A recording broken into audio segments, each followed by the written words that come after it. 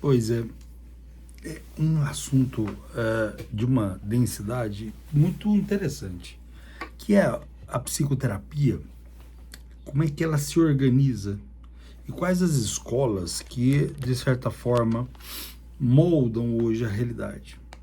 Veja, eu organizo, alguns já me perguntaram aí, né? Vai ser uma resposta um pouco breve, mas bem encadeada, para vocês verem o que falta de um raciocínio. Por exemplo, quando você, de certa forma, está perdido, quando te falta caminhos, quando um questionamento da existência, o labor do âmbito da existência para você ainda falta, ou quando você, pelo esforço que seja, algumas coisas estão dando muito errada na sua existência, a terapia ela se torna uma bússola muito importante. Mas qual a teoria que tem que estar por trás ali de uma terapia para ela ter um encadeamento, para ela ter uma função? Então, primeira coisa, quando eu digo terapia tomista, ou eu gosto de termo terapia cognitiva com uma orientação tomista, é uma possibilidade. Quer dizer, ela é orientada na recuperação do indivíduo, segundo alguns princípios. Por que cognitiva? Porque o cognitivo, ele por mais que a cognitivo comportamental hoje se mostra com uma validade de alguns artigos científicos muito bons, ele tem um norte, tem um caminho. Então, como é que eu vou acessar o seu problema? Eles constroem no processo cognitivo da recuperação. E aí você vai entender onde é que eu entro aí com São Tomás de Aquino, ou com a metafísica aristotélica, ou com a Suma Teológica. Pega-se o acessar ao indivíduo. Eles chamam de criar um rapport, uma ligação. Como é que você vai se ligar a um outro indivíduo que você não se identifica? Ou que você não entenda que esse indivíduo está debruçado num conhecimento para te ajudar. Esse indivíduo, quando você o encontra, você vai perceber, opa, eu achei ali uma posição que vai me mover enquanto ser humano para algo mais elevado. Então vamos voltar. Então, inicialmente eu tenho que acessar. Como é que eu acesso? Eu acesso adentrando a sua existência e compreendendo como ela está se organizando.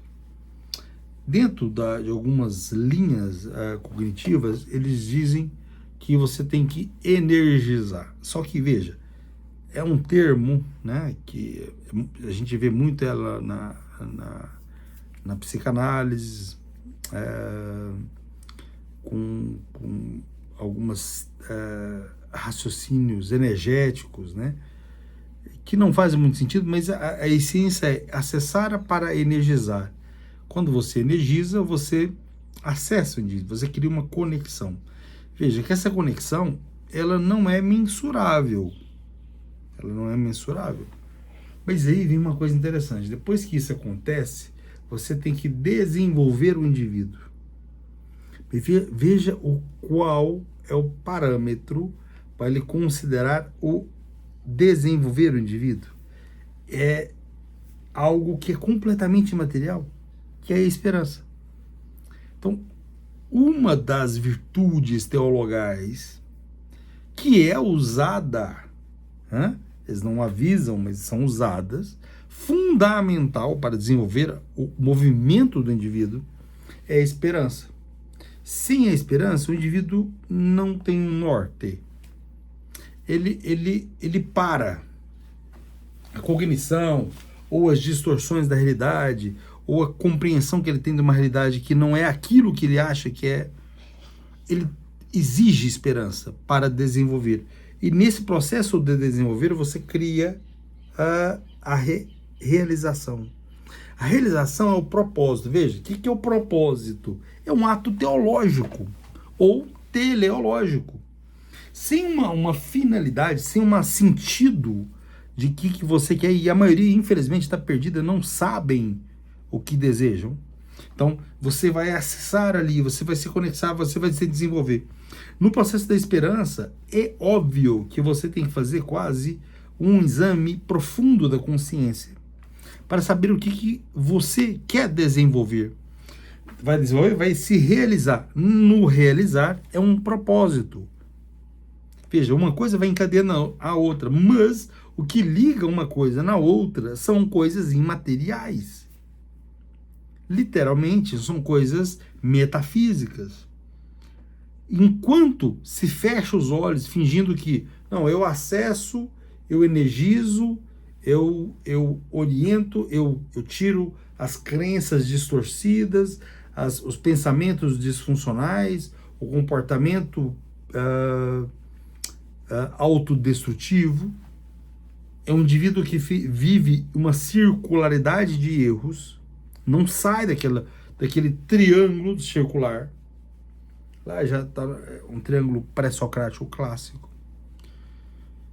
Mas ele exige que o indivíduo acessou, beleza? Ele acessou, ele energizou ali, ele conectou com outro indivíduo, né? Como é que se conecta? É imaterial? Ele desenvolve, e vai desenvolver pela esperança. E a esperança é o que vai procurar o indivíduo, o sentido, o questionamento. Por que eu vou mover? Presta atenção, por que eu vou me sacrificar? Por que eu vou me movimentar? É algo que me fundamenta as coisas que eu espero. A prova daquilo que não está se vendo. Mas eu vou esperar pautado na virtude. Tanto é que veja que a dinâmica é muito mais interessante. Porque ela se aloca no cotidiano, na vida cotidiana, a esperança. Só que ela tem uma outra instância. O realizar, que depende de um propósito da teleológica, quer dizer, qualquer finalidade que você quer. Enquanto isso não estiver claro, no mundo real, você está perdido. E quando você sabe muito bem a intimidade daquilo que você deseja, a relação com a sua virtude, né, da esperança, aquilo que é possível você usar de elementos que ainda tem em você. E caso não tenha, ele vai ter que ser desenvolvido com o terapeuta. Óbvio, de novo, com essa orientação. Porque se essa visão da esperança, né, é óbvio que a conexão com o indivíduo, eu tenho fé no outro indivíduo, mas não se usa a palavra fé, usa a palavra rapport. Né? Vamos dissecar a coisa. Até a contemporaneidade sobre a fé, o Joseph Pieper, ele considera que, na verdade, porém, né, sempre tem se dito que a tradição do pensamento é cristão. Olha, ele é um gênio, né? Nesse sentido, o ato de crer em qualquer coisa, quer dizer, o acessar, o rapport, o estar junto com o outro, conta de um conhecimento, obviamente, prévio. Por que tem que ser prévio? Porque você vai partir de uma fé depositada em outra pessoa. Então, quando eles falam acessar e energizar, é fé que eles estão falando, mas eles não podem falar porque isso ofende o raciocínio lógico. E eu falo porque eu fiz um PhD, eu falo porque eu sou professor, eu sei como é que funciona. Isso causa tremor na cabeça das pessoas. Eles ficam apavorados. E aí, quando eles falam, vou desenvolver, né, eles estão falando de uma coisa imaterial, da esperança. Quando eu vou falar de realizar, eu estou falando de um propósito. E tem que ser um propósito que seja maior que você mesmo. Como é que você vai se dedicar a algo? Como é que você vai desejar algo que não se torne maior que você mesmo? Por isso que o último ponto, né, são esses 5 pontos, o último é a fortaleza, veja, fortaleza. E aí eles, óbvio, usam a palavra resiliência, que lembra, resiliência vai se trazer para um raciocínio matemático, físico, como se você fosse uma máquina. Então, a realização desse projeto, cognitivo, né, orientado por São Tomás de Aquino, ele transforma essas virtudes em propósito muito denso, uma dimensão, presta atenção, maior do que você mesmo. Se você tem uma dimensão, algo pré-existente, que nutre a sua esperança, que nutre o seu propósito, que nutre a sua fortaleza, que nutre a sua resiliência, você é imparável. E isso cria uma dimensão interior. Óbvio que o indivíduo, ele vai de alguma forma desejar, ele vai desejar alguns parâmetros da realidade. Como assim? Eu posso desejar muito bem algumas profissões, alguns desejos, uma casa, algo que o norteia nesse mundo material. Mas quando eu estou dizendo que de esperança, eu não estou falando disso. Eu estou falando de coisa muito maior do que isso. Isso pode ser um subproduto. Quando eu estou falando de propósito, eu não estou falando de conquistas só financeiras. Eu estou dizendo que o indivíduo que tem um propósito maior do que ele mesmo, que não está focado no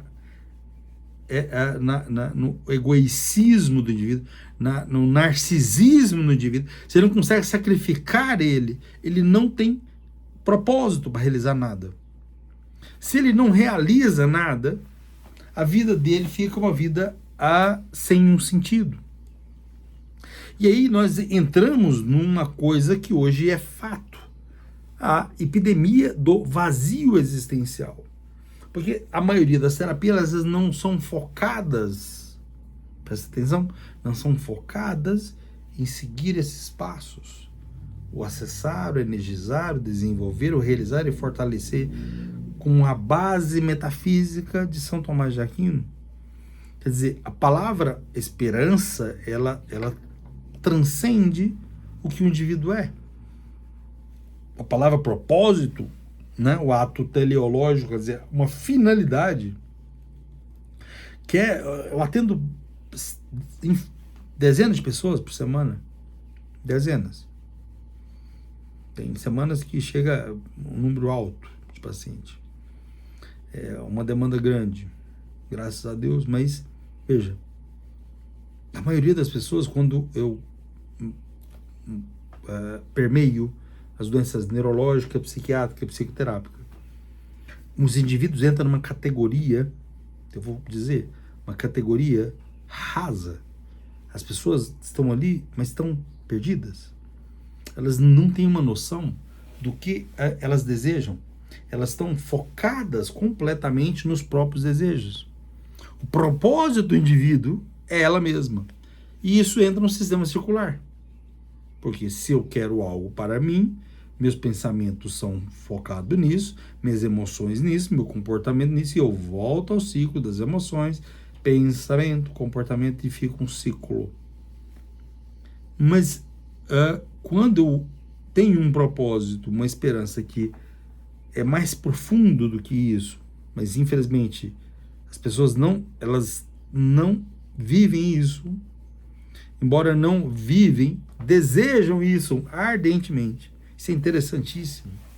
Quando você mostra um pouquinho das possibilidades que tem do indivíduo de seguir um caminho mais claro, aonde é que ela vai chegar, o que ela vai fazer, o que ela vai ter que pegar as emoções, e as emoções dela vai ter que controlá-las. Mas como que é isso, né? Porque as terapias, elas são focadas em identificar emoções, nomear, diferenciar. Então, quando você avalia o indivíduo, você autoavalia o esquema cerebral das emoções. Examinar, identificar essas emoções, mesmo que você use princípios, por exemplo, do mindfulness, do hiperfoco no presente, naquela hora, você se perde no sentido de reestruturar cognitivamente de reduzir o estresse. Uma das coisas, fato que nós temos centenas de artigos que mostram que o indivíduo que não tem uma noção do que ele quer na vida é um organismo que fica à deriva. Ele fica sem um ato, a palavra é fé. E veja, fé eu estou pondo no mesmo patamar da razão. Mesmo princípio. Porque até o processo cognitivo de um e do outro, de certa forma, se assemelham. Né? Parte de princípios, de essência de seres com formas diferentes de pensar, mas acaba organizando a maestria do indivíduo. Então, respondendo à pergunta de uma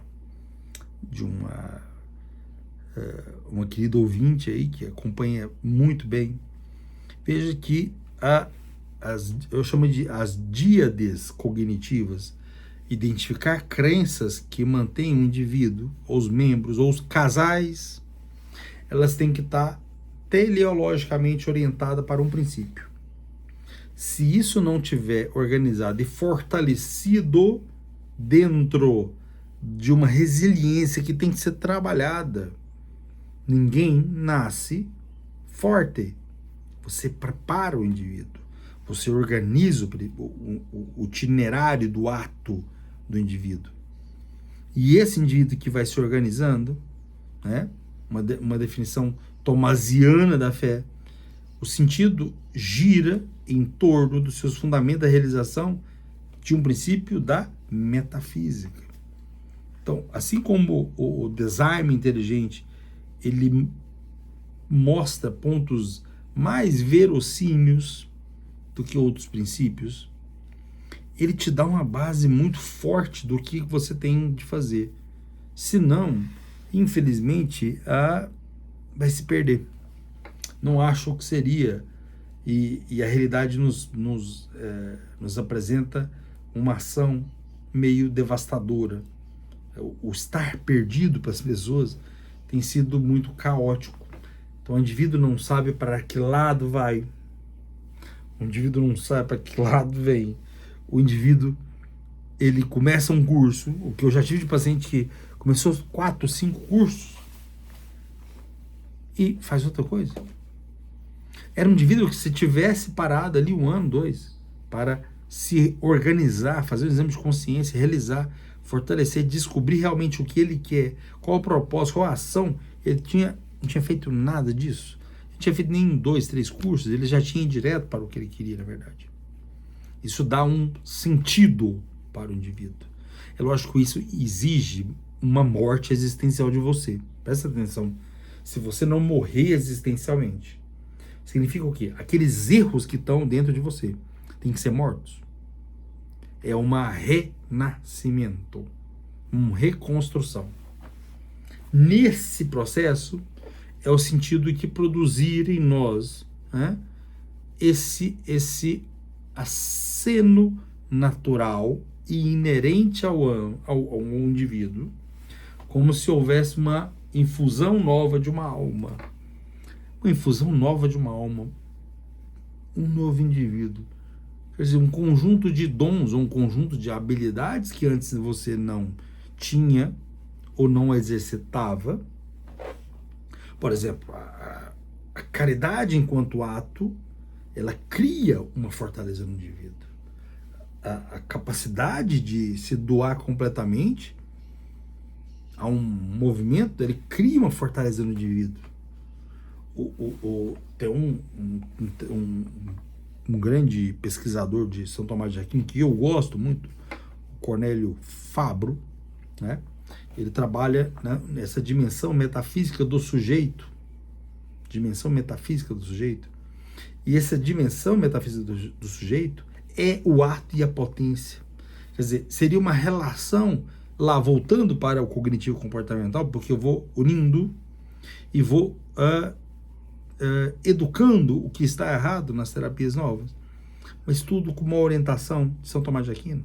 Então, Cornélio Fabro, ele fala, se o intelecto, se a vontade está voltada à essência do indivíduo, quer dizer, capaz de controlar todas as emoções do indivíduo, Esse indivíduo está na dimensão da metafísica. Esse indivíduo, ele claramente, ele tem o ato e a potência. Ele tem a potência de fazer o que quer. Mas para isso, ele vai ter que ter predisposições novas, estruturas novas, para que haja um novo ato. Não há possibilidade da cor branca virar azul naturalmente. Ela precisa de atributos externos, como se fosse uma infusão de alma, para que o indivíduo ganhe atributos que estão lá possíveis de serem trabalhadas, mas pela graça, né? Pela graça do desejar, pela graça da esperança, pela graça do propósito, pela graça de ter agora, eu tenho um objetivo maior do que eu vou me sacrificar, vou. Eu vou trabalhar 24 horas por dia, vou. Eu vou me doar, vou. Isso se torna um indivíduo quase imutável, né? Na essência do ente. Isso é uma palavra bonita, o ente. Isto é, o ato de ser de você, com seus defeitos. Por exemplo, um indivíduo que é usuário de maconha. Ele fica um indivíduo muito apático. Ele fica um indivíduo que não tem uma ação para a realidade. Ele fica inerte. O indivíduo que é usuário de droga, ele literalmente ele está longe das maiores qualidades que ele possui. As maiores predisposições para coisas mais elevadas estão anuladas nele.